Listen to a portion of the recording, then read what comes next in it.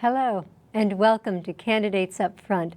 This is a public interest election program of Berks Community Television and the League of Women Voters of Berks County. I'm Judith Cranus.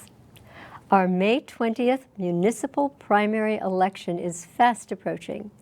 Democrats and Republicans will select their candidates for judges, school directors, and township, borough, and city officials. This is the election where Democrats and Republicans choose the candidates who will represent them on the November ballot. However, when there is a question on the ballot, as there is in the Kutztown School District, all registered voters in that district vote on the question. It's not just Democrats and Republicans. Any registered voter should come and vote. To check your voting status, you can go online to vote.pa.gov. And that is the official state Pennsylvania website. It's a government site, very safe. And there you can register to vote. You can change your party. You can locate your polling place, or you can apply for an absentee or mail-in ballot. And the deadline to register is May 5th. The deadline to apply for a mail-in ballot is May 13th. Now, the League, in its part, is interviewing those candidates who want to be interviewed in the contested races. For each race, the candidates will get the same basic questions and have the same amount of time to answer them. Let's begin. Hello, I'm Bill Litfin with the League of Women Voters of Berks County. 7 candidates are competing on the Democratic ballot to be the Reading School Director for a standard 4-year term.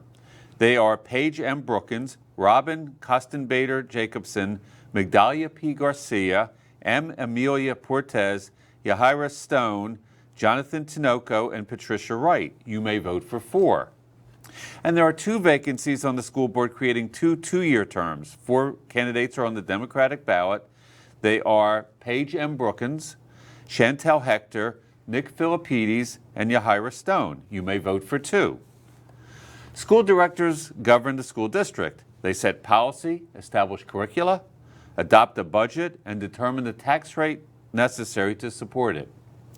They select the superintendent and approve appointments of staff. About half the board is elected at each municipal election. They serve part-time and are not paid for their work. Each candidate's views are their own and are not those of the League or BCTV. Our interview today is with Yahira Stone. Welcome. Thank you. So, Yahira, tell us about yourself and why you are running. Okay, so where do I start? So I've been in Reading since 2018. I'm originally from Queens, New York. In Queens, I've worked, or throughout the New York City, I have worked with mental health and substance abuse patients or clients in different modalities, everywhere from at home or providing services in the home to like residential services and living. So my background is in social services, more like case management and managing programs and overseeing that capacity. I have children. I have 4. 24, 21, 19, and 8. 3 of my kids went through some of their education here in the school district. My youngest has done all his education at Reading School District. Okay, and tell us what about your background prepares you to be a school director? What experiences serving on boards that make budget and policy decisions? So what I can say is with my work experience, I bring real life leadership skills that are transferable to be on a board. While I haven't served on a board here in the city of Reading or in the county thus far, I've managed budgets when it comes to programs, right? So working for programming through the Office of Mental Health New York, there is, your director, your assistant directors, your line staff, there is budgeting, and you have to always set things, money's aside for this, money's aside for that. It's not new. Managing or handling money is not new to me. It's just in a different capacity. And what do you see as the top needs for the Reading School District? Where to start? So I would say, and I don't want to take away from what the work that has already been done, because there has been a lot of progress made in the last couple of years. Some of the things or issues I would like to see improvement on that I hope to implement are more mental health services being offered and available to students and their families, anti-bullying programs, and more teachers in spaces, right? Because there's a lot of, I don't want to say overcrowdedness, but the classrooms are full. Not the buildings where the classes are being given, they aren't, and I'm sorry, I'm nervous, right? So the classrooms aren't the most adequate to meet the needs of the population of today. Understood. How will you address the different needs of all the students, from English as a second language to special education, low income, different ethnicities, race and gender issues? I mean, I think one of the first things that has to happen is having a real conversation with the parents and the students. Because if you don't know what it is that they want or what they need, how are you able to implement or put new things into place, right? Once that is done, it's all about then creating a safe space for new teaching methods and for teachers to learn different things. Offering differentiated instruction will be beneficial to the students so that every child is able to learn, obtain, and retain information the best way they receive it. Aside from that, more training for the teachers, support staff. A lot of teachers, they're doing the best they can with the tools they currently have. But I see that they could definitely use more support in the classroom, especially if they have children who learn differently.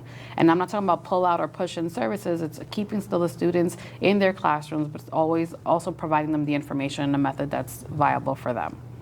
Sure.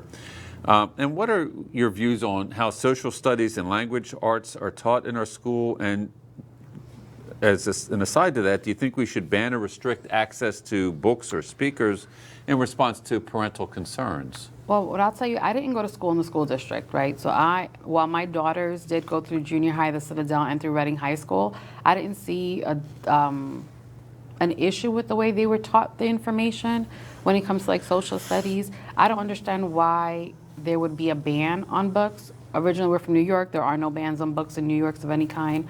I don't know why you want to limit a child's ability to learn or be exposed to something new and different, especially when if they go to college or if they leave this city, they're going to be exposed to different things. You know what I mean? So it's always best to have them be prepared as opposed to not know and be like culture shocked.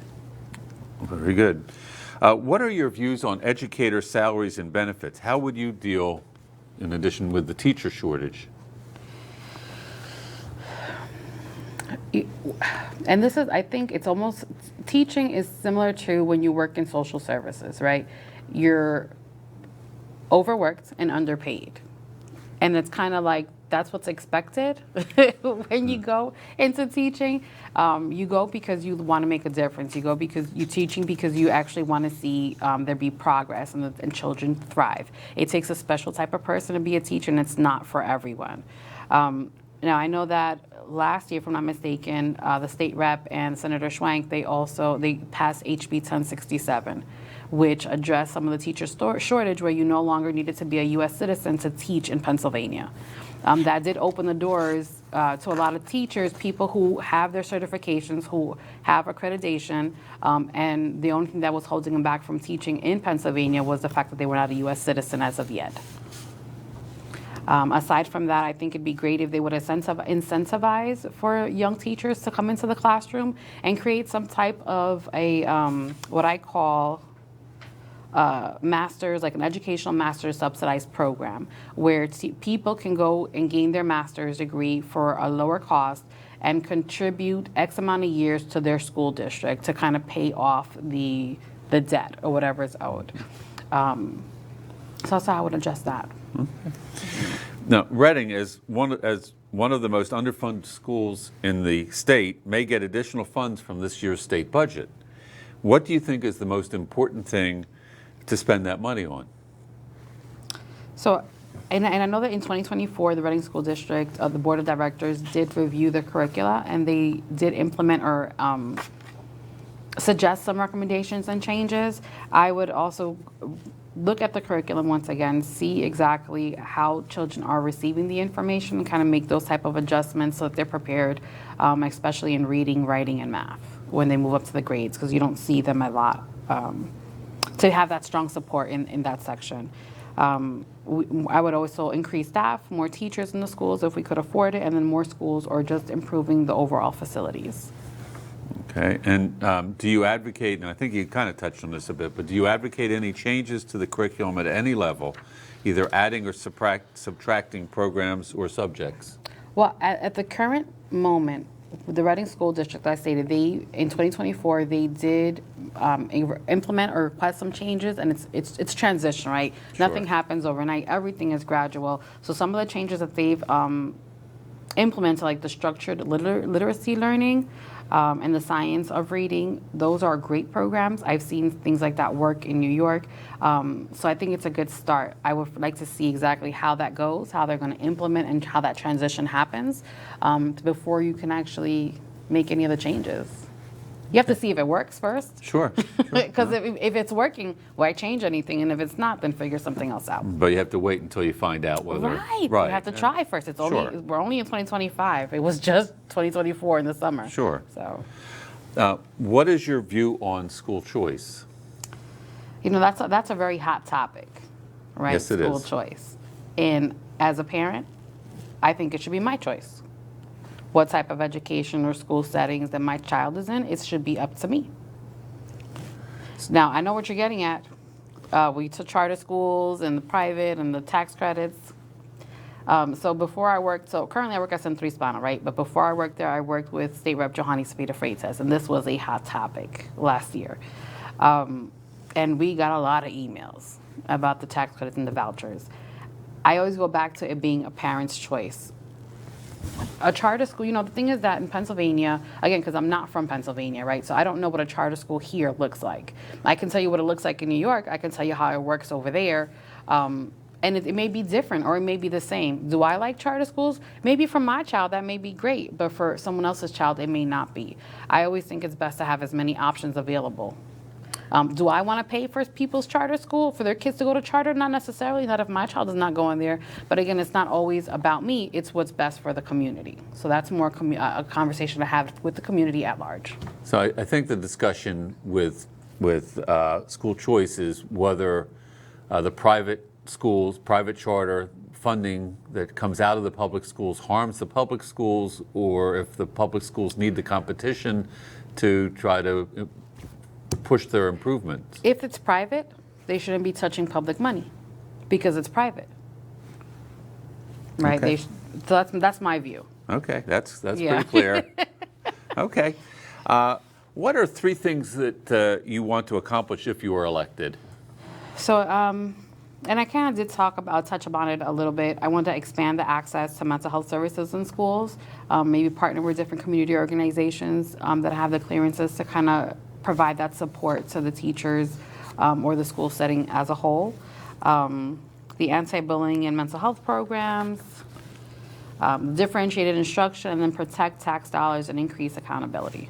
Those are my main points. I'm not much of a talker, I know. I'm real direct and to the point. That's the easiest way to communicate is tell it like it is. Yeah. So, and are you? Let's go off a bit here. Are you active in any volunteer organizations, or what do you do in your non-working hours? I work at Centro Hispano, right? So it's a nonprofit, community-based organization where we do a little bit of everything.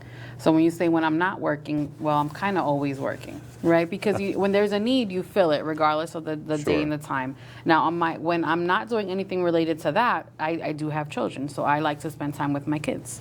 My son is 8. I like to spend time with him as much as I can. Now, we may go into community events and volunteer. I haven't done anything in the last few months. But over the holidays, we usually try to do something, whether it's Thanksgiving or Christmas, giving back, participating in events, sharing information. I'm always big on. So usually we'll do like the cleanups with Salvation Army in the neighborhood. So little things like that, nothing big or major, because I like to have my family time. Sure, I understand. Okay, so you have some time to make a closing statement. Oh Lord. That Those went are always quickly, fun. didn't it? But we're not done yet. Okay, so here we go, closing statement. So, you know, what I want to communicate, and these questions, right, they're questions that were provided, they're great questions.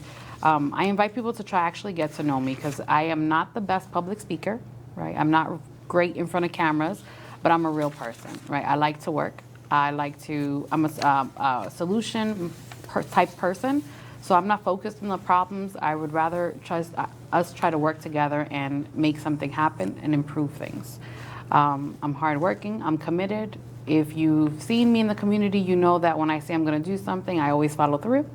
And I'm consistent. What you see is what you get. There is no fluff or sugarcoating. I Okay. think that's it. Okay. Well, thank you very much, Yahira Stone, for sharing your views with us. Thank you for having me. Our pleasure. Viewers, please remember there are 7 candidates on the Democratic ballot for the full term for school board, for Reading School Board. You may vote for 4. The candidates are Paige M. Brookins, Robin Kostenbader Jacobson, Migdalia P. Garcia, M. Amelia Portez, Yahira Stone, Jonathan Tinoco, and Patricia Wright. And there are 4 candidates on the Democratic ballot for the short term, for the 2-year term. You may vote for 2. Those candidates are Paige M. Brookins, Chantel Hector, Nick Philippides, and Yahira Stone. And please remember, if you need additional information on voting, you can always go to vote411.org on your computer. If you type in your address, you'll get information about candidates who are running in your district or your location. Vote 411 does not save your address, so once you click it, it goes to the location, but it doesn't retain your information, so you won't get spam mail from Vote 411. If you have other questions, you can contact Berks County Election Services. So in closing, thank you very much for joining us on BCTV's Candidate Up Front. Thank you very much.